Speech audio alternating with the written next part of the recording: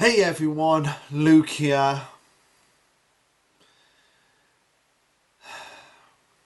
Well guys, we are finally here.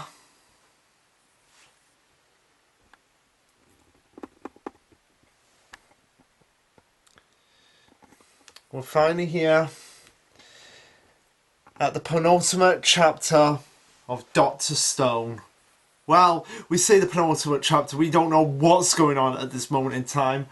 But yeah, seems like next chapter, chapter 232, is going to be the last chapter with these guys. The last chapter with these guys. Getting pretty emotional here, right? Now, obviously, you guys all know what's happening after the last chapter. I will be going back and doing the back catalogue of chapters 1 to 160. So, while the series may be ending next week, the journey with Dr. Stone on my channel will not be for a good long while, because here's the thing as well. I might not do chapters week in, week out. Some might come every 2 weeks, 3 weeks. Some might even come a month. It'll just be whenever I want to do them, however I want to do them. And I feel like that's the best way to move forward here. Keep Dr. Stone, the spirit of Dr. Stone, alive as much as possible. And the series that I'll be taking its spot in the weekly chapters will be Mission Yosakura Family. So that's the main series that my channel is going to be focusing on.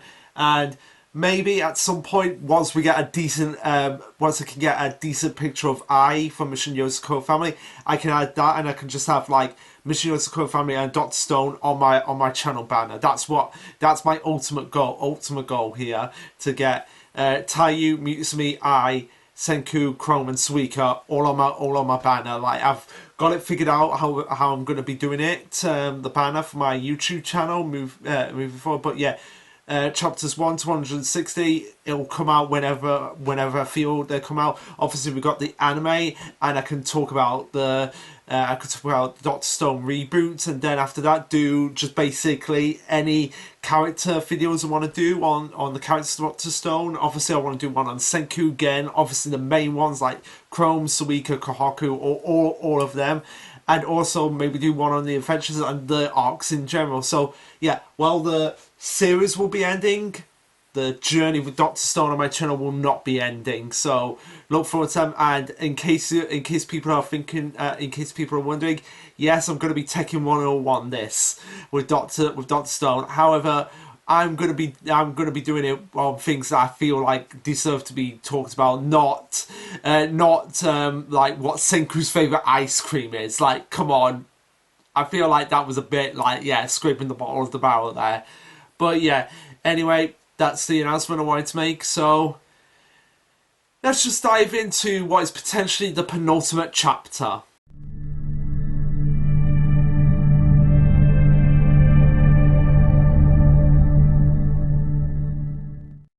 Okay, so this will be chapter 231, titled A Future to Get Excited About. Now, this title just confuses me, because it's like, what future to get excited about? Well, I guess I kind of figured it out in the chapter itself, but seriously, my big question is, like, is this just a tease for something coming up? Like, maybe there's going to be an announcement. It's like, I don't know. Just tell us already. Is it ending next week? Is it not ending?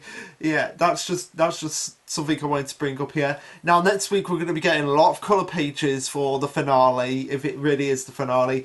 And this week is no exception, because we get the colour page, which is, it's Senku versus the Whyman, versus the force behind the petrification, the Whyman. The fate of all humanity will be decided by this showdown. Now, the thing, like the Oracle Sphere that Senku's in, I really think that should have been green rather than blue, but that's Boichi's art style, keeps changing and evolving every second of the day. And anyway, getting into the colour page itself, we have we have Senku and Byakuya eating ramen, which is a nice touch. Like, it's something that I think Senku, well, it's not something I think, it's something I know Senku always wanted to do after he got down from space. Maybe if Byakuya was still alive, they probably would have done that. But we also have Suiko, Chrome, and Kohaku there as well, with the ramen cart as well. I've actually forgotten. It's actually the ramen cart from way back in the Ishigawa Fridge that they're using here, which is a nice touch as well. And also it's a nice touch that it's Suiko, Chrome, and Kaku on in this colour page, which makes sense. They were the original Kingdom of Science trio that Senku recruited. So it's a nice touch that we got that. And fingers crossed Suika makes actually has something to say in the final chapter.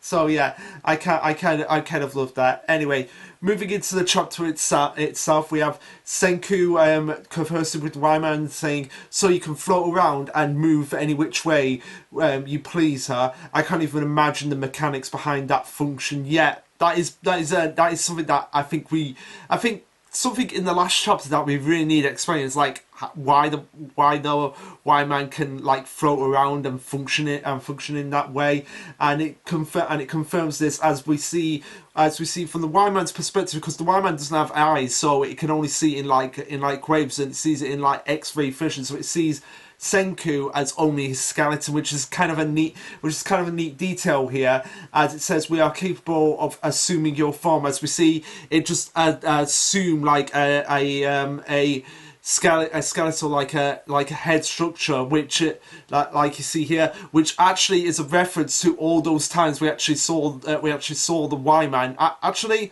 you know what? I will get the panel up when the first time we actually saw that. So here we go. I found it. It was chapter 95. So it's that image that you see when they first make the contact with Whyman. So that's, I think, that like Party Jam said in our manga stream, that's probably the last little bit of foreshadowing we've got to make. It's like, why did the Whyman take that form of like the why was the Whyman seen in like that skeletal structure? And now we know. So last little bit of foreshadowing, which Shonen Oji, if you're watching this, another little bit of foreshadowing there from Dr. Stone, like, oh, that's why it took on the form of that skeletal skull all those times. So yeah, nice little touch there, and also just beautiful the way Boichi is taking on this task of just creating Dr. Stone as spectacular as possible. But anyway, we get Senku saying, ignoring gravity, this gives me an idea, and we get him talking to the Whyman, but we don't actually get to see what he's actually saying, which is a little bit disappointing. But I feel like, okay, we're gonna find out this in the next chapter, like what his actual discussion was, what the negotiation was. But in terms of like what it is, we might actually get an idea in the chapter itself, as we cut to Kaku and Stanley talking to each other, with them saying, so we have to stay out here with no clue of what they're saying inside, and the talks are taking too long, and they're worried that if Senku's being petrified. As we get the Whyman going, necessary intellect to replicate our side is lacking by your kind. We now abandon this planet for another. So basically the Whyman is saying like, yeah, we're going to go and try and find aliens out there, which gives the idea that Whyman didn't come from aliens in the first place, because otherwise, like, why would they say, okay, we're going to find intelligent life? They must have come from human hands and sort of like evolved on themselves, sort of like their science evolved on its own. Which is the best alternative I can make. I mean, there's a lot of mysteries that are still in this chapter, and I feel like they're not going to be addressed in the next chapter, which we'll get into them when we get into them. But bottom line is, I'm kind of glad that is, because some mysteries are best left unexplained. But anyway, the Whyman says the gift of petrification is granted at this time. Do not flee. As we see the petrification actually starting to wind up here before Stanley takes out his gun and then is firing at them, and it's like, okay, the Whyman's like, okay, I best take a step back here, because they've got something up their sleeve that could cause me to stop the petrification here. And Stanley confirms like, oh, we're in the perfect line of fire. Many of us will die. Oh, I ain't shooting, so as long as you back off. And this is what they hypothesized that Senku is probably saying, and there's still something on the bargaining table that needs to be done. So getting you to do that is about the only thing that they can do at this point. Now, a lot of people were like confused, like what was the point of reviving Stanley if he wasn't even going to do much on the moon, and what's the point of bringing Quark up here?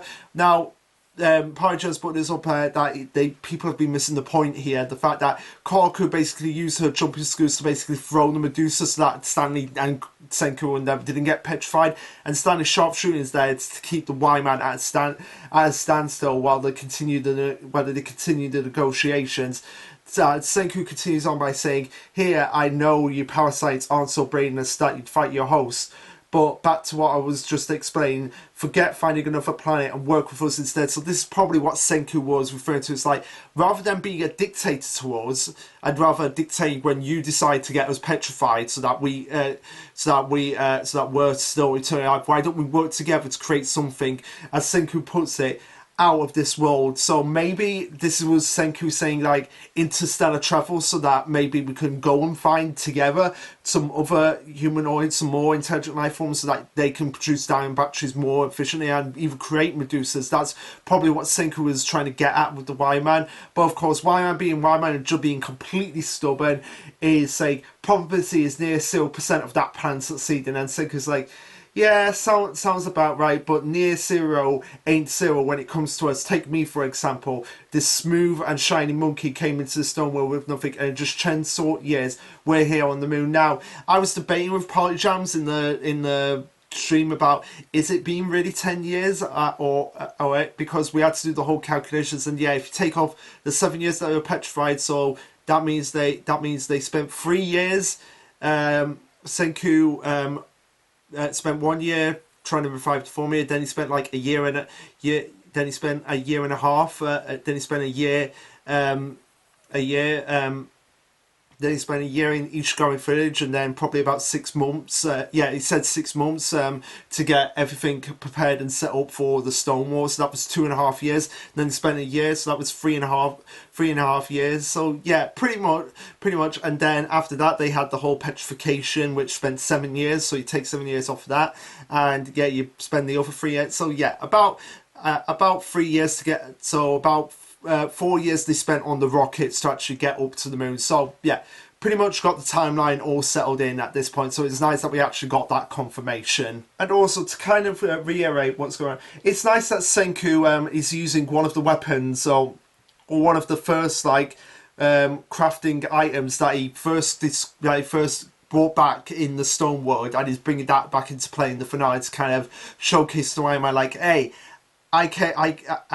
I started off this world with just the stone axe, but now I'm here on the moon confronting you. Now, Pychance was a bit confused about like why Whyman didn't immediately just start petrifying again or something like that. And I said, well, I feel like it's more Whyman was waiting for them to come to it, because it needed that humanity to come to it to give them the diamond batteries to kind of like replenish it and kind of like advance and learn from them while they were on the moon. But of course, Whyman being as stubborn as it is, as we see a glorious, just like glorious. I'm gonna just show you guys, because this panel right here gonna be the thumbnail. Like, it's just glorious, just Senku just staring down the Whyman, and Senku thinks like, oh yeah, this is gonna get the Whyman on our side. It's gonna reevaluate it and be like, yeah, I'm kind of seeing you guys for what you are. But of course, the Whyman being Whyman just decides to just morph into like this like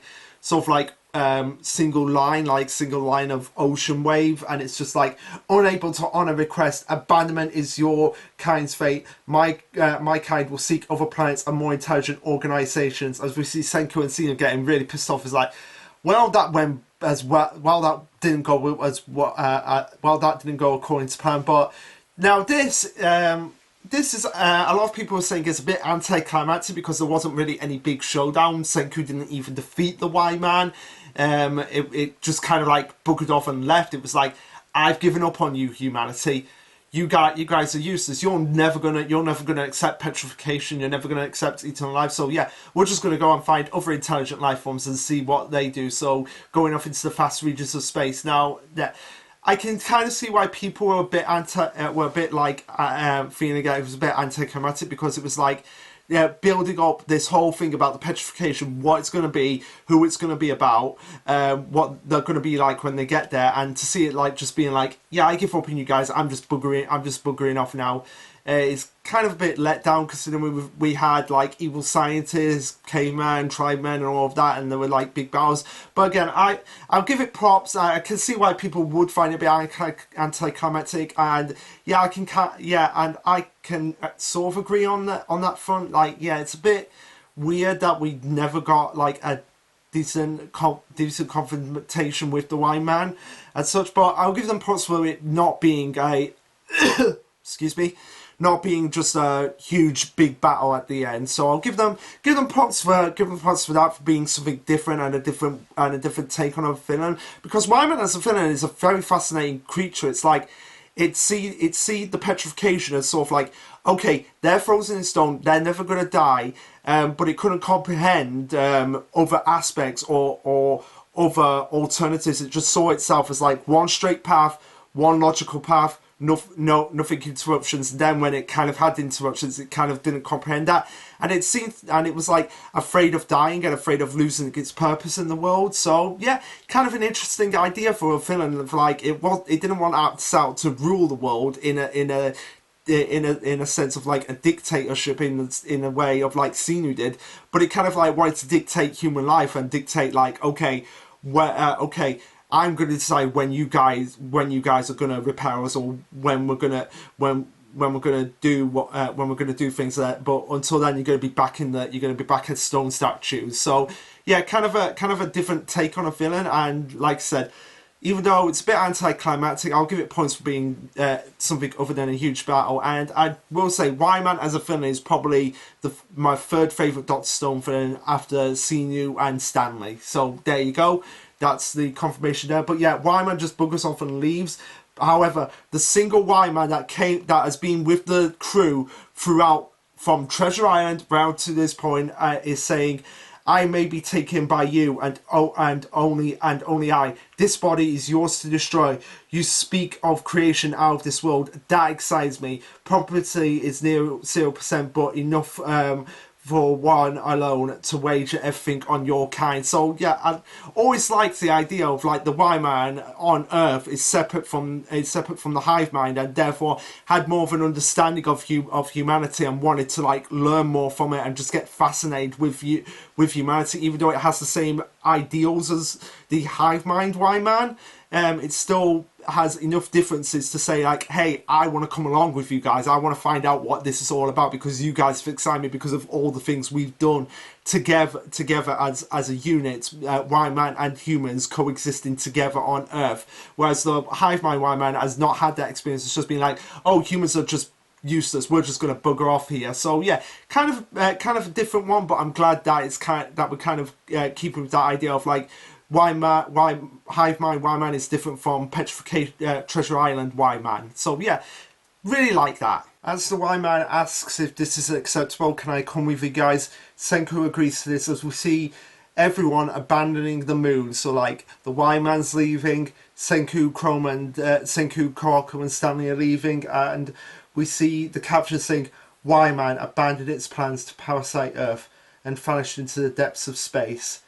They would never again unleash the Petri. Now,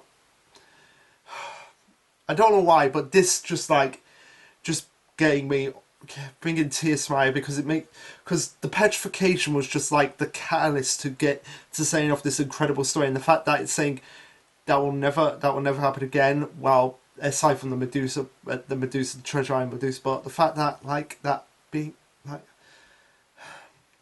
it is a pretty emotional moment. The fact that like it's saying like, yeah, this story is coming to an end, and it has come to. I'm sorry, guys. Like, just like, I'm gonna be a nervous wreck. I'm gonna be a wreck in the next chapter when we talk about the next chapter. But yeah, they say as a reward, our trophy was a single piece of futuristic science. So at least this gives humanity a way to move forward and move forward in the evolution of science and crafting and what's going to happen in the future. But anyway, back in the ship itself, everyone is just celebrating as Kaku basically talks to the Whyman and it's like, we had it backwards. If the capsule is turned into a vacuum, Whyman can stay conscious and float around. And the Whyman confirms this before Kaku asks the question that I think a lot of people have been asking: where did you come from? Who created you in the first place? And Whyman is just like unknown, which, to be honest, while a lot of people did want an origin of this, Pyjams was especially one who wanted an origin. Me personally, I'm kind of glad we didn't get it, because it would just be like, I don't think it, in my personal opinion, I don't think it would have been satisfying. Although Pyjams did bring up a good point here when the Whyman basically says, "Does your kind comprehend who or what created you? Do you possess complete knowledge of your origin?" And Pyjams said the idea could have worked as well if the Whyman was basically like, "Yeah, I know sort of like where I came from, but I don't know exactly who created me." And really, is that the way of life as well? Do you guys know who created you way back when, or do you know the entire history of your family? That's probably what Whyman could have gone with, which is what Pyjams gave the idea for. But yeah, I'm personally alright with it, because I think some mysteries are best left unsolved, and this is one of them, like where the Whyman came from, because it leaves us up to a lot of interpretations and ideas of it. Like, was it an AI created in a lab somewhere that gained sentience that just somehow made it to the moon, or something like that? I don't know. And Ryusui says, yeah, that's a pretty clever comeback, and Kaku even agrees to it. Like, it's total mystery. What even is life as we know it? And I think that's the meaning of Dr. Stone. Like, what is life? Life is what you make it. Whyman continues on by asking, survival is the primary objective of all life forms. Inquiry, why do you dislike being petrified? So it's basically asking the same questions I've been asking. Why do you dislike being petrified? Why don't you want to inhabit eternal life? And Senku explains that it's because it doesn't get me yet. It doesn't get me excited. And Ryusui agrees, like, yeah, there's no fun being in stone for all those years. And Kaku says, my mind faded almost eternity. And the Whyman just cannot comprehend that. That's just something it cannot get in its system. But Senku explains that you're the one to talk out of all the Whyman. Only you chose to stay behind because it got my idea, chose to stay because my idea got you hyped up. As we get a flashback to what was earlier in the chapter, but also we get the caption of, it's got nothing to do with survival. Asking why all these unknowns is what gets us excited, as we see all the scientists of Dr. Stone in this panel, which is Byakuya, Sinu, Kozuki, Chrome, Chelsea, and Suika. Like, that is just perfect. Like, if it ends with those characters, like those scientists plus Senku on the final panel, I will be extremely happy. Like, that has to happen. It has to end with those characters, like the scientists of the new Earth, of the new world, free from petrification, free from Whyman, but with the Whyman working on our side now. Anyway, Senku says, abnormal or not, we're 10 billion% guaranteed to have that weird urge. One painstaking step at a time. That's how science rolls. Over the years before our time and throughout the ages to come. And that's where the chapter ends. So, really, only one chapter to go after that. But that's a very appropriate ending to the Dr. Stone chapter. It's saying basically like, yeah, we're all excited to learn new things and discover the unknown, but also the unknown could be absolutely terrifying as well. But that's what gets us excited in place as well. Now, another thing that Senku could have said here is that it's not about survival. Sure, survival is a factor, but why does survival have to be like eternal life by freezing us in stone? And the Whyman probably would have been like, what do you mean? What do you mean by that? And Senku could have explained to the Whyman that eternal life doesn't necessarily have to be we are here and we're alive to this day. It could mean from our actions on the earth. Because really, why is Shakespeare still alive in some people's life? Because he created all those amazing plays. Why are some people like J.R.R. Tolkien still remembered? Because and still preserved in life, because we've got his amazing books, Lord of the Rings, The Hobbit, Sen Malone's. So that's basically what I think Senku could give the idea to the Whyman, is that even though we die and we're gone, we are still remembered because of our actions, because of how we change the world, how our science or how our crafting or whatever we do.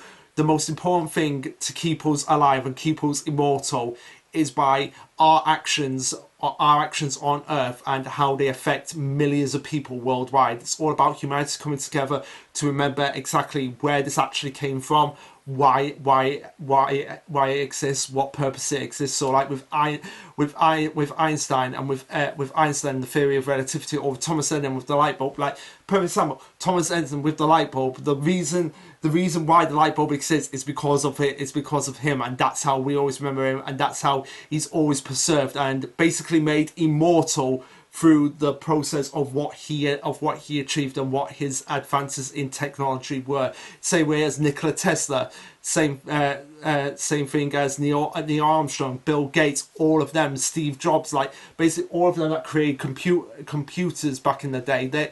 The thing that basically I'm bringing to you guys right now, like making this video possible, that's all come from somebody and basically being immortalized in them, so that even though they're gone, they'll always be remembered. There'll always be something there that gets people like, oh yeah, this guy, he did this thing, he did that thing. Yeah, he's a great guy to remember, and I'm glad that we're keeping his spirit alive. And it's not just with science and it's not just with science and just novels, well, it's just everything. So like TV shows, movies, manga, anime, video games, just all of that is now preserved and makes the creator immortalized, and I feel like that's what we need to take away from Dr. Stone. It's not about surviving in a literal sense, it's surviving in a metaphorical sense, and I feel like that's what Senku is going to get across to the Whyman, like the metaphor of like, yeah, you will survive, even though you will die eventually, a natural death. Yeah, your actions and your inventions and what you've caused to the world and how you've changed it is what will survive, and therefore you will be preserved throughout all of time. So yeah, that's what I feel like Senku might get across to the Whyman, since he didn't get across in this chapter. But I feel like that's the message that will be taken away. Like, it's not about survival in the literal sense, it's about survival in the metaphorical sense. Science is the key that's passed down through the generations, how it evolves and how we learn from all the people that have passed down, and in a way that makes them more immortal than being trapped in Dr. Stone. I feel like Dr. Stone would be that would be the appropriate way to end the series, like just Dr. Stone, with Senku saying something along what I've just said, like the actions of scientists and the way they develop and move the world along through their inventions, it in many ways immortalizes them and keeps them alive, more so than being trapped in the Dr. Stone. So yeah, that's where I feel the series might end, and if that's the end, that would be a really powerful message to end on, the fact that it's not survival in the literal sense, it's survival in the metaphorical sense. But that'll just have to be waiting and see. But anyway, guys, now in terms of what will happen in the next chapter, pairings will probably happen at last. So we'll probably get Taiju and Yuzuriya finally confessing, Rui and Chrome finally confessing, maybe Ryusui and Francois and Sino and Stanley, those guys getting together, maybe finding out if Amaryllis and Soyuz did actually get together in Treasure Island. But hey, that will probably happen, and we'll probably have like an ending epilogue with them saying like, oh yeah, Senku is finally immortalized, he's finally achieved eternal life through what he achieved. We might get a cut to the future where Senku is long gone, but his spirit is left on. And with the help of all his friends around him. But I'm getting too emotional, guys. But yeah, I feel like Senku's final words of like, it's not surviving in the literal sense, more in the metaphorical sense. That I feel like that'll be the best ending to the series. But anyway, guys, what do you think of this chapter? Let me know. Like, subscribe, comment, all that jazz. And this will be Lasherluke signing off. Later, guys.